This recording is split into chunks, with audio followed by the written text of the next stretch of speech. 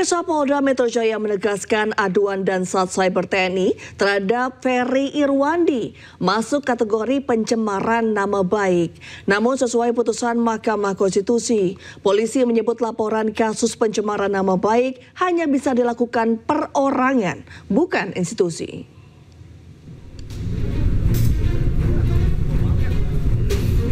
Polda Metro Jaya menegaskan aduan Dansat Cyber TNI terhadap Ferry Irwandi masuk kategori pencemaran nama baik.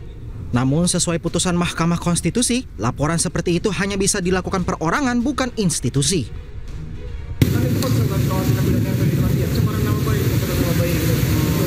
Terhadap institusi atau terhadap perorangan? Institusi. Korbannya sama ini. Institusi aja.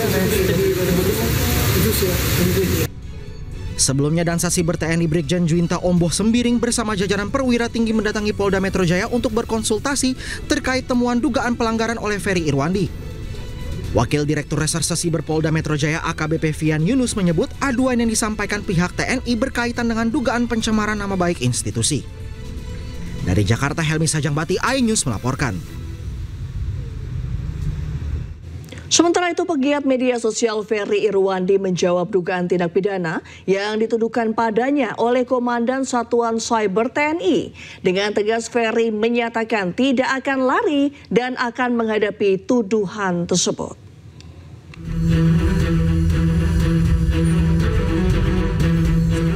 Aktivis sekaligus pegiat media sosial Ferry Irwandi tidak gentar menghadapi tuduhan pidana yang dilayangkan Satuan Siber TNI pada dirinya. Dengan tegas, Ferry menyatakan tidak akan lari dan siap menghadapi tuduhan tersebut. Dan tenang aja Pak Jenderal, saya tidak pernah lari, saya masih di Jakarta, saya tidak akan pergi ke Singapura, Cina, dan lain sebagainya Pak. Dan soal tidak bisa dihubungi, saya juga tidak mengerti. Semua wartawan bisa sangat mudah menghubungi saya walaupun nggak pernah minta nomor saya. Dan nomor saya juga udah tersebar di mana-mana. Dan saya harus konfirmasi pesan atau apapun nggak pernah sampai ke saya. Jadi itu aja sih. Dan kalau misalnya tindakan ini dianggap bikin saya takut, khawatir, cemas, tidak Pak. Saya akan jalani, saya nggak akan play victim, rengek-rengek, tidak. Sejumlah fakta yang diduga terkait dengan tindakan pidana Ferry ditemukan saat tim Siber Mabes TNI sedang melakukan patroli. Saat Siber kemudian membawa temuan fakta itu ke Polda Metro untuk dilaporkan. Sebagai warga negara yang taat dengan hukum, kami tentunya mengedepankan hukum, sehingga atas dugaan tindak pidana tersebut kami akan melakukan langkah-langkah hukum. Dugaan tindak pidana yang menyeret Ferry Irwandi kini ditangani pihak Polda Metro Jaya. Tim Liputan iNews melaporkan. Ya, sementara itu, Direktur Eksekutif Amnesty International Indonesia, Usman Hamid menilai langkah TNI mencari tindak pidana Ferry Irwandi menyimpang dari fungsi TNI dalam menjaga pertahanan negara. Saya kira tindakan itu adalah tindakan yang tidak sepatutnya dilakukan karena berada di luar tugas pokok dan fungsi dari TNI.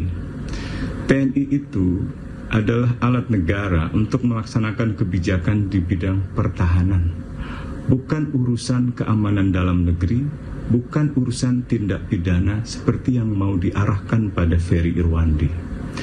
Kalaupun kita mau berbicara tentang ancaman cyber, seperti yang dimaksud oleh Komandan Satgas Cyber Mabes TNI, maka ancaman cyber yang dimaksud adalah ancaman cyber pertahanan atau cyber defense, bukan ancaman cyber segala ancaman.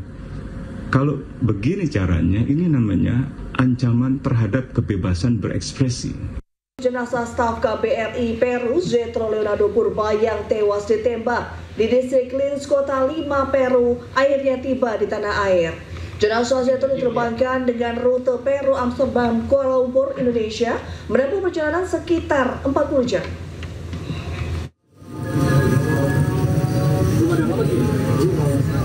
Isak tangis keluarga mewarnai kedatangan jenazah staf KBRI Peru, Zetro Leonardo Purba, di Terminal Kargo Jenazah Bandara Soekarno-Hatta, Tangerang, Banten pada Selasa malam.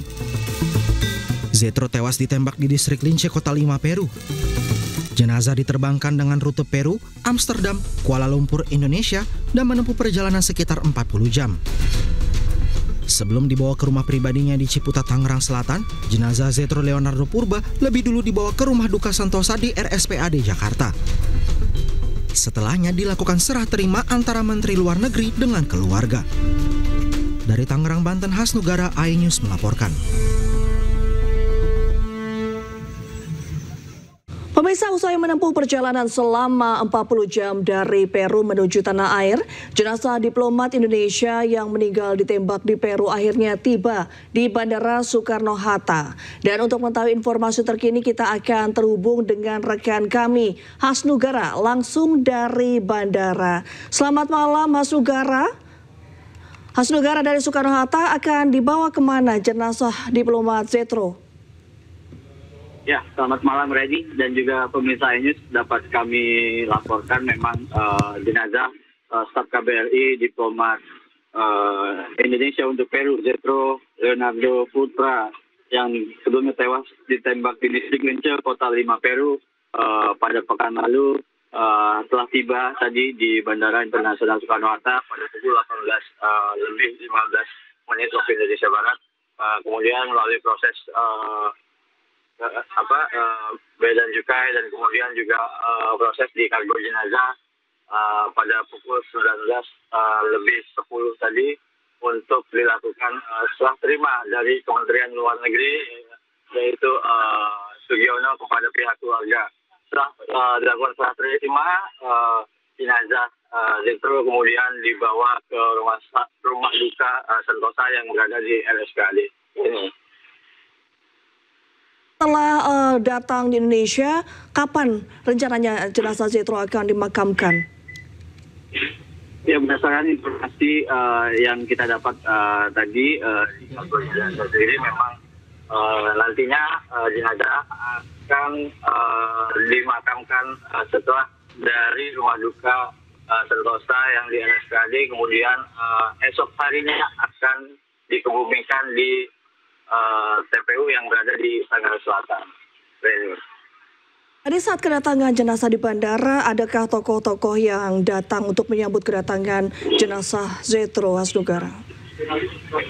Ya, sementara tadi untuk yang pejabat yang hadir, memang kita hanya melihat dari Kementerian Luar Negeri, yaitu Sugiono, dan juga beberapa dirjennya, dan juga stakeholder yang ada di Polres Bandara Soekarno-Hatta.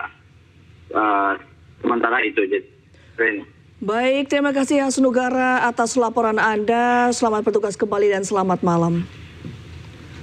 Pemirsa, sebelumnya diplomat KBRI 5 Peru, Zetro Leonardo Purba, tewas ditembak orang tak dikenal. Peristiwa itu terjadi saat Zetro sedang bersepeda bersama sang istri di kawasan permukiman.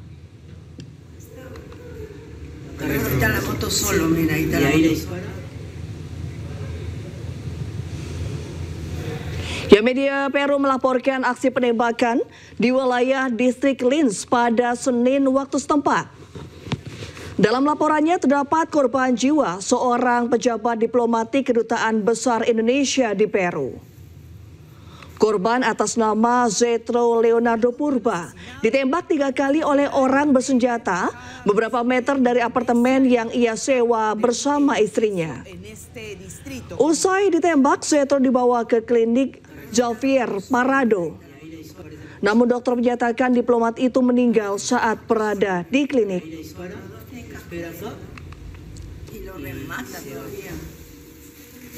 Ya, kita ke kasus lainnya, pemirsa. Penasihat hukum keluarga Aryan Daru Pangayunan menemui Puspom TNI untuk minta bantuan penyelidikan kematian Aryan Daru. Bantuan dari Puspom TNI diharapkan bisa membuka lebih lebar penyelidikan yang dilakukan oleh polisi. Penasihat hukum keluarga Aryan Daru menilai TNI memiliki kemampuan dan peralatan penyelidikan yang mumpuni, serta didukung intelijen yang baik. Walau penyelidikan ini ditangani pihak kepolisian, tapi keluarga berharap pihak TNI bisa membantu pihak kepolisian. Ini kita sudah jalan soalnya. Sementara itu, kamar kos yang saat ini sudah disewakan lagi menimbulkan pertanyaan karena kasus ini masih bergulir. Bahkan penasihat hukum menyebut kematian ADP dengan Zetro ada kemiripan. tujuan kami kesini kan kami minta bantuan ke jajaran TNI. Karena TNI boleh dong, kalau membantu kan, membantu dari pihak kepolisian. Karena dari pihak kepolisian ini kami lihat, ini kebetulan saya baru memegang jadi kuasa sini. Kalian lihat dari pihak kepolisian agak kurang greget di dalam penanganan mengungkap kasus pembunuhan. Boleh kami dikatakan ini adalah dugaan terjadinya pembunuhan. Karena apa? Kami lihat dalam perkara ini, perkara yang sangat janggal. Jangankan kita orang hukum seperti ini, orang anak masih kecil aja tuh pasti kelihatan janggal. Bunuh dirinya kepalanya ditutup. Kalau orang mau bunuh diri, kalau dia merasa nyesek itu pasti dibuka itu sama dia. Itu satu. Yang kedua, saya di sini saya sampaikan semuanya kami meminta bantuan ke TNI ini agar ikut terlibat. Kami sudah kirim surat. Ya, sebelum bertemu Puspom TNI, penasihat hukum keluarga Ariyandaru kemarin juga bertemu dengan Menteri Luar Negeri Sugiono. Dalam pertemuan, Menlu Sugiono menyampaikan dukungannya untuk penyidikan lanjutan kematian Ariyandaru.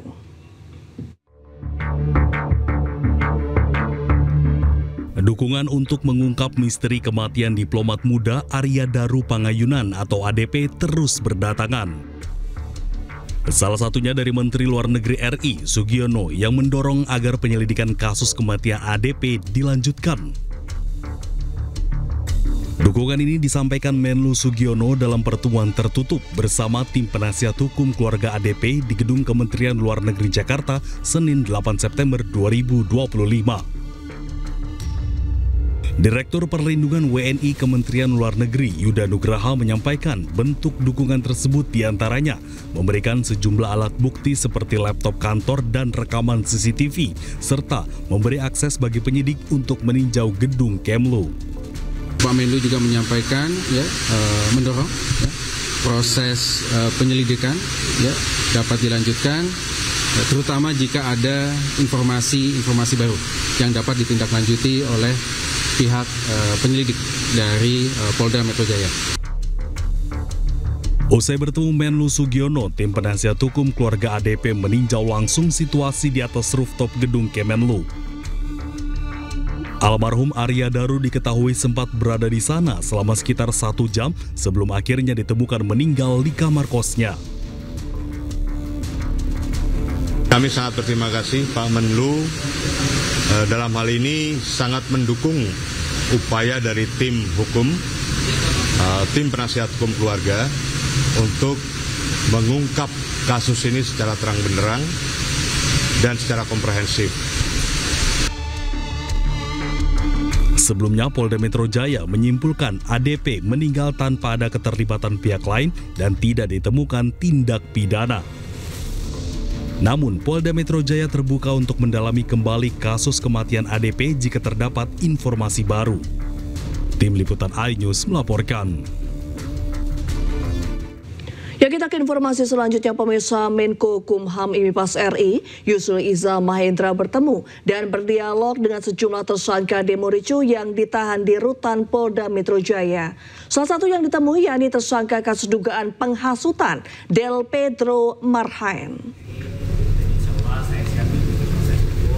Ditemani wakilnya Otto Hasibuan, Menko Kumham IMIPAS Yusril Iza Mahendra berdialog cukup lama dengan Direktur Lokataru Foundation Del Pedro Marhaen yang kini ditahan di rutan Polda Metro Jaya, Jakarta. Dialog terkait kasus hukum yang menjerat Del Pedro serta terkait upaya pembelaan yang merupakan hak Del Pedro sebagai tersangka. Yusril menyebut kasus dugaan penghasutan yang menjerat Del Pedro masih berproses dan kemungkinan restoratif justice juga akan dibahas lebih lanjut. Sempat berbincang-bincang dan berdialog dengan semua tahanan. Jadi kami ingin menegaskan bahwa dari 1.400-an orang yang ditahan selama demonstrasi berlangsung, sudah dibebaskan sebagian besar, dan hari ini yang tersisa ada 68 orang, dan dari 68 orang itu ada 2 orang wanita dan 1 orang yang berumur pas 18 tahun.